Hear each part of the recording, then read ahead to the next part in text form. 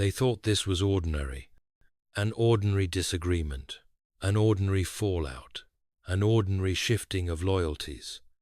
To them, it was social maneuvering, image management, emotional positioning.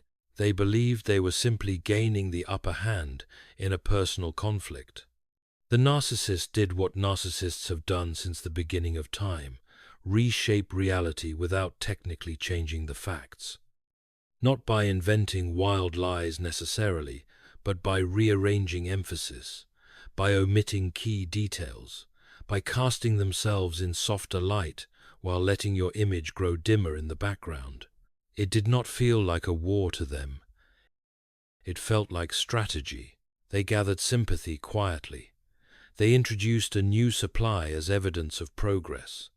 They told their version of events in living rooms, in text messages, in church parking lots, in subtle tones of concern. They framed themselves as the wounded one who had finally found peace, and people listened. Some nodded in agreement. Some withheld judgment, but leaned toward their side. Some repeated what they heard, without ever verifying. Everyone believed this was simply interpersonal friction. No one believed heaven was taking notes.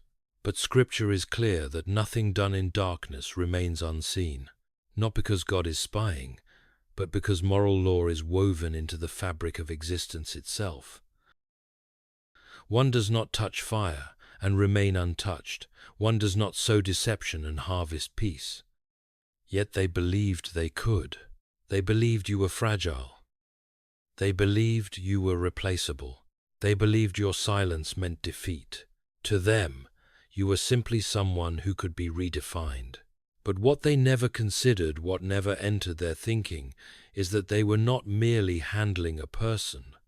They were handling a soul under divine authority. And when people involve themselves in diminishing, isolating, or discrediting someone who has chosen integrity over retaliation, they do not merely alter a relationship, they disturb a spiritual order. They thought this was a power game.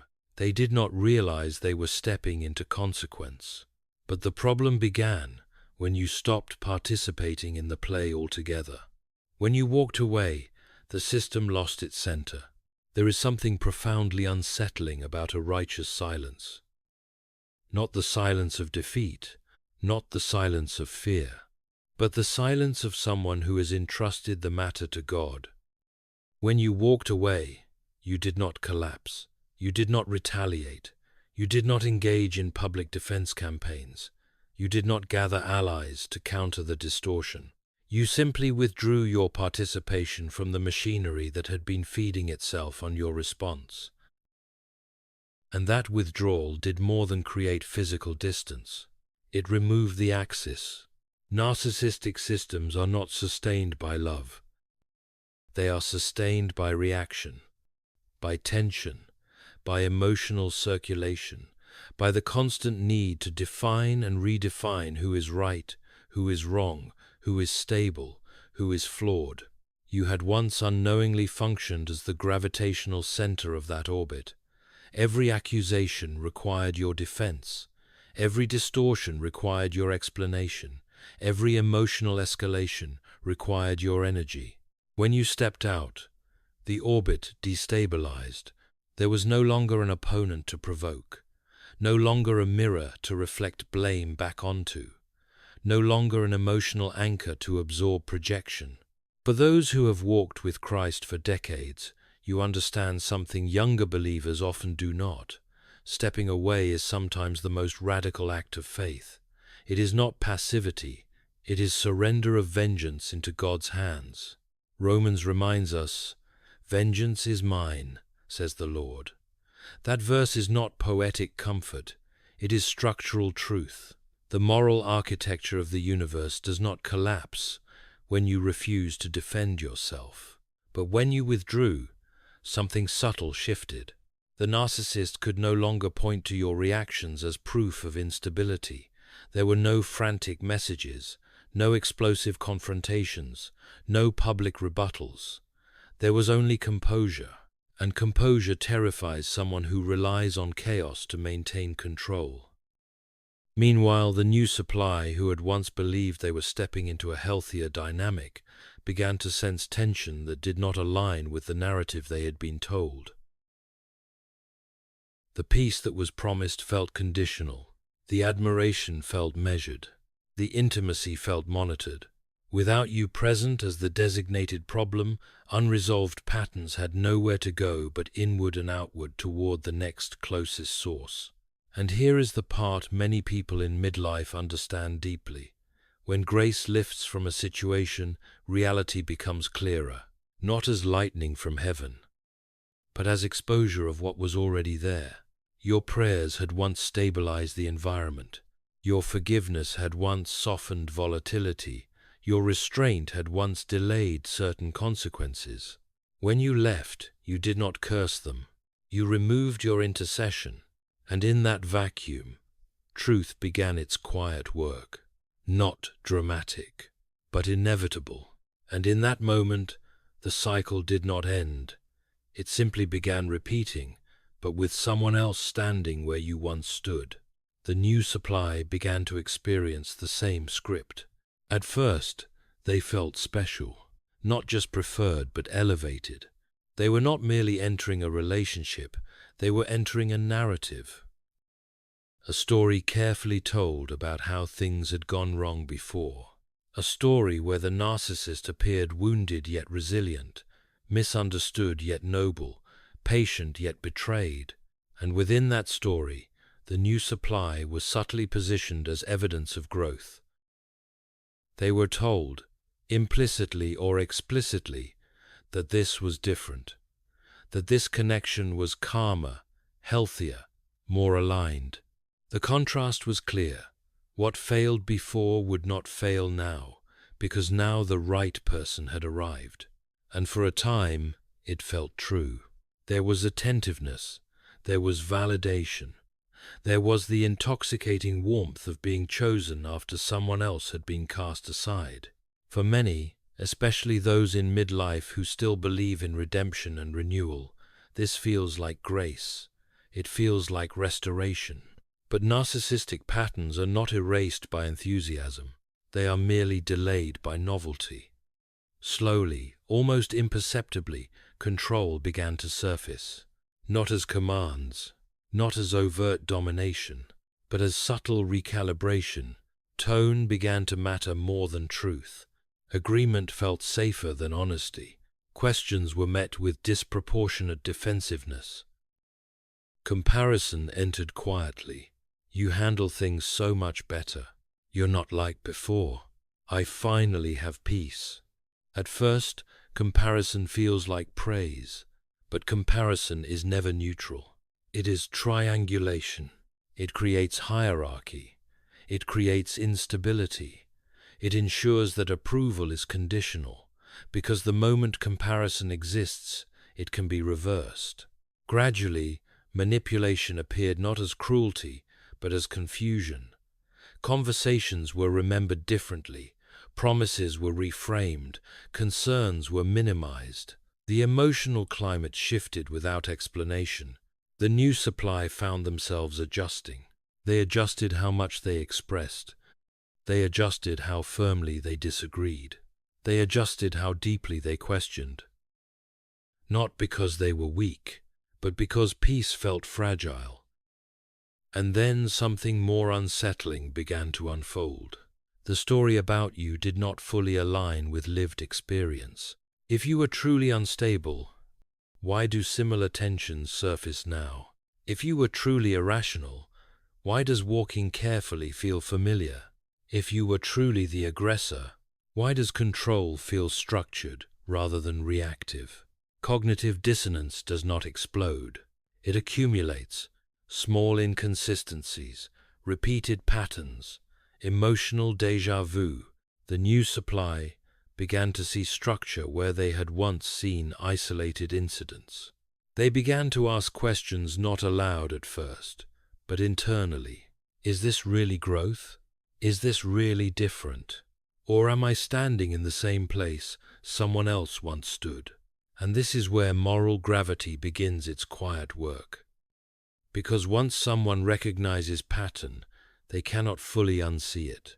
The illusion of being exceptional starts to erode.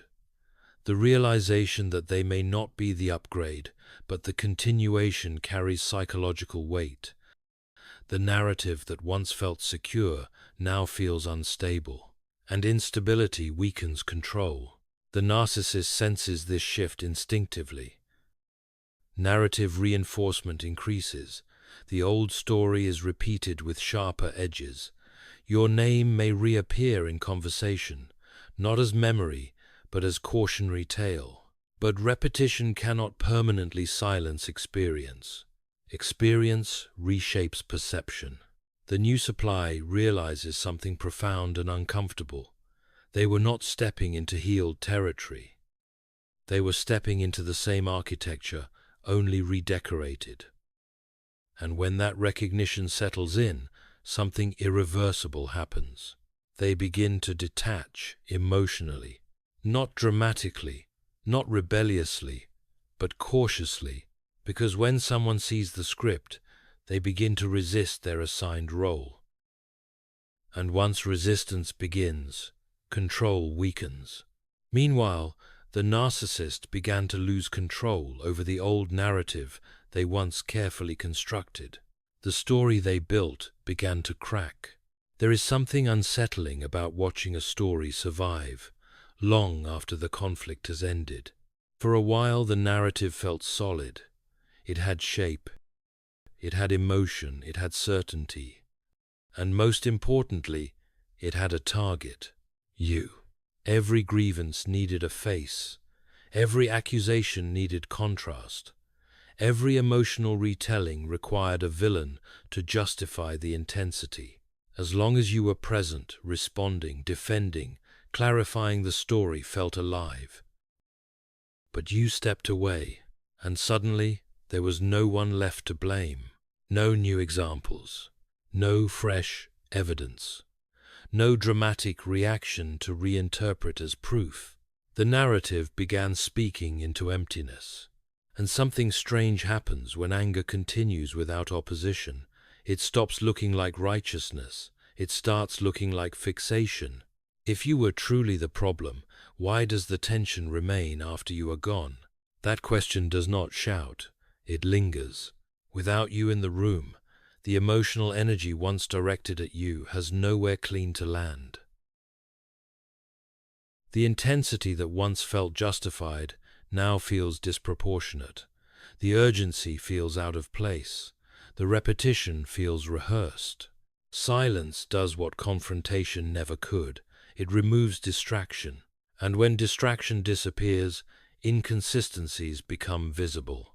Details begin to shift. The story told in one setting does not perfectly match the story told in another. Motives assigned to you change depending on who is listening. What was once described as cruelty becomes incompatibility. What was once instability becomes immaturity. What was once manipulation becomes misunderstanding. The emotional tone remains high, but the structure underneath it begins to wobble. And here is where things become dangerous for anyone trying to control perception. Memory is not as obedient as ego hopes it will be. People remember previous versions. They recall older explanations. They begin to notice that the narrative must keep adjusting itself to survive. The more it adjusts, the less stable it feels. And once stability weakens, belief weakens. The story does not collapse in a dramatic explosion. It weakens from the inside. It grows heavier with each repetition. It demands more reinforcement. It requires sharper emphasis. It needs stronger language to produce the same emotional effect. That is always the sign. Truth does not need reinforcement to survive. Distortion does. When a narrative must constantly defend itself, it is no longer strong, it is afraid. And over time, the contradictions no longer hide politely beneath the surface. They begin brushing against each other.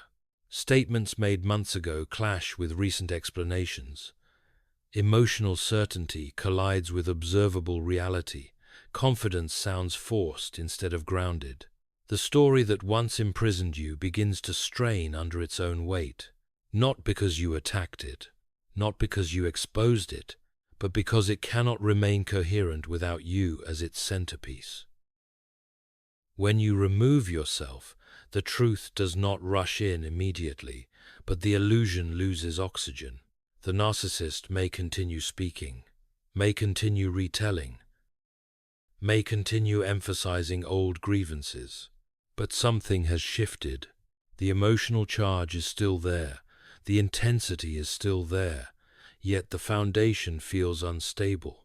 Because when there is no ongoing war, a soldier who keeps shouting about battle begins to look uncertain. The absence of fresh conflict forces reality to speak for itself, and reality does not align perfectly with the narrative anymore. The story they built does not collapse in public disgrace. It begins eroding in private doubt, and doubt spreads quietly. Those who sided with them begin to realize they were used. There is a particular kind of awakening that does not feel heroic. It does not feel triumphant. It does not feel righteous. It feels uncomfortable, because it requires admitting, I was wrong. For a long time, those who stood beside the narcissist believed they were standing for something just. They believed they had discerned correctly. They believed they were protecting someone wounded. They believed they had chosen wisely. But time has a way of revealing patterns, and patterns do not care about loyalty. Gradually, they begin to notice something unsettling. The same emotional cycles are unfolding again, only this time with someone new. The tension, the shifting narratives, the subtle control, the sudden coldness. They have seen this before. Only now, it is happening in front of them instead of being described to them. And that is when the first crack forms inside their certainty. They remember how confidently they once repeated the story about you, how easily they nodded along, how quickly they dismissed your silence as guilt. They may not have attacked you openly, but they participated in something quieter: agreement. Agreement is powerful. It strengthens narratives. It reinforces distortions. It gives manipulation, social credibility. But now, the behavior they once justified is repeating itself without you present. The new supply begins adjusting themselves in ways that feel familiar. The emotional climate grows tense in ways that echo the past. The narcissist reacts to perceived slights with disproportionate intensity. The same defensive reframing begins to surface, and slowly, realization begins forming. It was never about you. The behavior did not change. The pattern did not dissolve. The script did not end. And once that realization settles, a second, heavier awareness follows. They were used, not maliciously perhaps, not even consciously, but strategically. Their sympathy was recruited. Their loyalty was leveraged. Their agreement was needed to stabilize a story that required witnesses. They were not defenders of truth. They were reinforcements. That realization carries weight, because now they must confront something deeply uncomfortable. Their participation mattered, even if they never spoke against you directly, even if they simply remained silent while assumptions spread, even if they only nodded in quiet agreement. Silence can strengthen distortion, and when that truth surfaces, shame follows close behind. Shame does not shout, it presses. They begin replaying conversations in their mind, moments where they might have asked questions but did not. Moments where doubt flickered but was suppressed. Moments where loyalty felt easier than discernment. They begin to see how easily they accepted a narrative without seeking both sides. And for people who value integrity, especially those who profess faith, who speak of fairness, who pray for wisdom, that realization stings. Because being deceived is one thing, Helping sustain deception is another. They may not publicly reverse their stance. Pride often prevents dramatic admissions, but internally something shifts. Certainty dissolves. The confidence they once had in the narcissist weakens. The automatic defense disappears. Their responses become more measured. Their enthusiasm fades. They are no longer fully aligned, and the narcissist senses it. Because control weakens when loyalty softens. The ones who once stood firmly beside the narrative now hesitate. They observe more carefully. They respond less quickly. They no longer rush to defend every claim. And hesitation is dangerous for someone who relies on unanimous support. But the most painful part is not losing alignment. It is confronting conscience, because once someone recognizes they were used to strengthen a distortion, they must decide who they are now. Will they double down out of pride, or will they quietly step back? And that quiet stepping back carries emotional consequence: shame, regret, unease, the recognition that they misjudged someone who chose silence instead of retaliation, the recognition that you did not fight back and that your restraint now looks less like guilt and more like dignity. And that realization changes the entire moral weight of the story. It is no longer a conflict between two flawed people. It becomes a question of integrity. They see that the narcissist did not evolve. They see that the behavior did not transform. They see that the new supply is walking the same tightrope you once walked. And slowly, they begin to detach. Not because they suddenly defend you, but because they no longer trust what they once defended. And that is when the collapse expands beyond one relationship. Because once multiple people begin withdrawing quiet belief, the system destabilizes. The narrative loses reinforcement. The emotional momentum weakens. The illusion thins. And what once felt like a personal dispute begins revealing itself as something larger, something collective. And at this point, the consequences are no longer individual, they become collective. Karma begins to show as instability. Karma does not always announce itself with thunder. It does not need lightning. It does not need spectacle. It does not need public humiliation. Sometimes it arrives as something far more unsettling. Instability. At first, it is subtle. A shift in tone. An increase in tension. A heaviness that was not there before. The relationship that once appeared triumphant now feels fragile. Conversations carry undercurrents. Small disagreements escalate faster than they should. Silence stretches longer than comfort allows. The new supply begins losing their sense of safety. What once felt affirming now feels conditional. What once felt secure now feels unpredictable. They start noticing how quickly warmth turns to coldness, how swiftly approval turns into distance. The emotional climate becomes volatile, not explosive, but unstable. And instability erodes trust. They find themselves walking carefully, choosing words with caution, anticipating reactions instead of expressing truth. The air feels thinner. Peace no longer feels natural. Meanwhile, the narcissist begins losing something even more critical: consistent supply. Because supply is not merely attention, it is admiration, validation, unquestioned loyalty, emotional compliance. And when doubt enters the system, even quietly, supply weakens. The new supply hesitates before praising. The former allies respond slower than before. Agreement is no longer automatic. Enthusiasm feels forced. For someone who depends on emotional reinforcement to maintain identity, this is destabilizing. The narcissist senses the shift. Control tightens. Narratives are re-emphasized. Old grievances resurface. Emotional pressure increases in subtle forms. Attempts are made to restore the previous balance. But once instability begins, it rarely reverses fully, because what has been seen cannot be unseen. And as relational stability weakens, reputation begins to tremble, not in dramatic scandal, not in public exposure, but in credibility. Those who once defended confidently now defend cautiously. The energy surrounding the narcissist changes. There is less certainty in the room, less eagerness to align. Conversations feel guarded instead of united. The image that once felt solid begins feeling fragile. And here is where karma becomes unmistakable, not as punishment, but as consequence.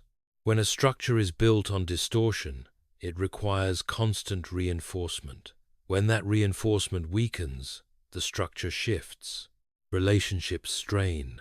Trust thins. Influence narrows. The narcissist feels it, though they may not name it. A restlessness grows, a sense that control is slipping, that the environment is no longer predictable, that loyalty is no longer guaranteed. And unpredictability is terrifying to someone who survives on control. The new supply feels it too. They begin recognizing that what they once celebrated as strength may actually be volatility. What they once interpreted as passion may actually be insecurity. Tension increases, not because of outside attack, but because the internal system can no longer stabilize itself. This is the most unsettling form of karma. It does not shout. It destabilizes. No lightning from heaven. No dramatic collapse overnight. Just erosion. Erosion of trust. Erosion of certainty. Erosion of influence. The narcissist loses steady supply. The new supply loses steady safety. The allies lose steady confidence. And when stability disappears, the entire system begins shaking. Not violently, but persistently. And the most terrifying part? There is no clear external enemy to blame. You are gone.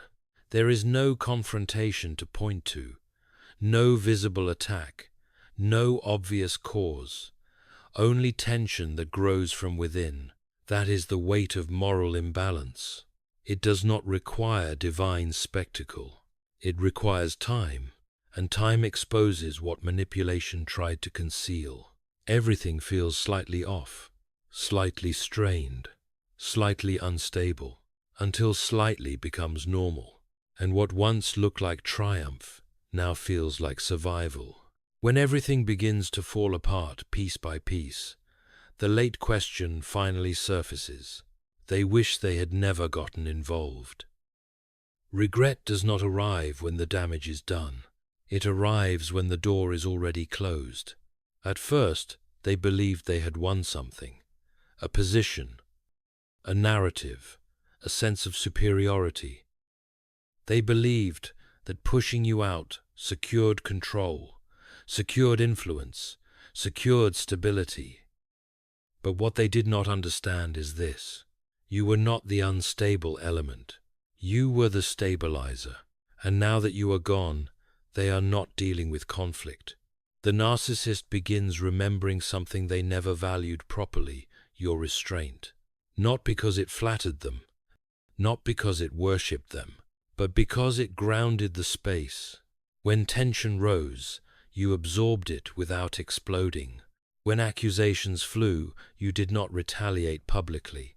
When manipulation surfaced, you responded with boundaries instead of chaos. That kind of presence cannot be replicated. And now the narcissist feels the difference. Not as nostalgia, as deficit. Control without resistance is hollow. Power without respect is fragile. Influence without integrity is temporary. And somewhere in the quiet, a realization presses in. Life felt more stable when you were there. Meanwhile, the new supply has moved beyond confusion. They now understand the structure. They were not chosen because they were uniquely aligned. They were inserted because they were available. They see how quickly admiration turns conditional, how swiftly warmth shifts into pressure, how easily loyalty becomes expectation. And once someone sees that they are a role rather than a partner, something inside them detaches. They no longer feel special. They feel replaceable. Then there are the outsiders, the ones who once aligned confidently, the ones who reinforced the narrative, who believed the framing, who perhaps even distanced themselves from you without fully knowing why. They now recognize something deeply uncomfortable. They underestimated you. Not your personality, your integrity. You walked away without destroying anyone. You left without launching a counterattack. You disappeared without seeking revenge. And now, your silence feels heavier than any defense ever could. The thought begins surfacing across different minds, though rarely spoken aloud. We should have left them alone, because involvement had cost. It cost credibility. It cost trust. It cost peace. But here is the part that hits hardest. Regret would be manageable if access still existed, if they could return, if they could re-enter, if they could restore proximity. But the door is not open anymore. You did not slam it. You simply closed it. And closure is more terrifying than conflict, because conflict leaves room for negotiation. Closure does not. The narcissist cannot reinsert you into the story. The new supply cannot undo participation. The outsiders cannot reclaim the certainty they once had. What was lost was not merely a relationship. It was access to someone who brought quiet order into chaos. But at this point, the issue is no longer repair. It is the loss of access. The greatest consequence, losing access to you. In the end, the greatest consequence was not exposure. It was removal. Not scandal. Not humiliation. Not collapse. Separation. For a long time, they believed you were permanent, that no matter how far they pushed, how deeply they distorted, how confidently they involved others, you would still remain within reach. That was their greatest miscalculation, because access is not guaranteed. Access is grace, and grace, once withdrawn, does not negotiate. When you stopped responding, something final happened, not dramatic, not loud, final. There was no more emotional entry point, no more reaction to provoke, no more energy to siphon, no more narrative to reshape. They could speak your name, but they could not reach you. That is a different kind of power. The narcissist can no longer pull you back into conflict, no longer triangulate you into conversations, no longer stir emotion to regain relevance. Control requires proximity, and proximity is gone. The new supply cannot compare themselves to you anymore. They cannot measure against someone who refuses to stand in the same arena. Comparison dies when one side exits the stage. And the outsiders? They cannot repair what they misjudged, because the opportunity to stand beside you has already passed. This is not punishment. It is consequence. There are moments in life when a door closes quietly, and those outside do not realize it is locked until they try to return. That is where they are now. They may regret. They may reconsider. They may attempt subtle re-entry. But something in you has shifted. You are no longer available for distortion. You are no longer reachable for emotional extraction. You are no longer participating in narratives that require your diminishment to survive. And here is the line that seals it. You did not lose them. They lost access to you. That is not pride. That is discernment matured by pain. Sometimes the final act of authority is absence, not revenge, not retaliation. Absence. Because absence forces accountability without confrontation. And once access is revoked, the lesson is permanent. No reaction, no energy, no return. And that is why everyone who once involved themselves is now facing their own reckoning. Not because you struck back, but because you stepped away. Some consequences are loud. The most powerful ones are silent.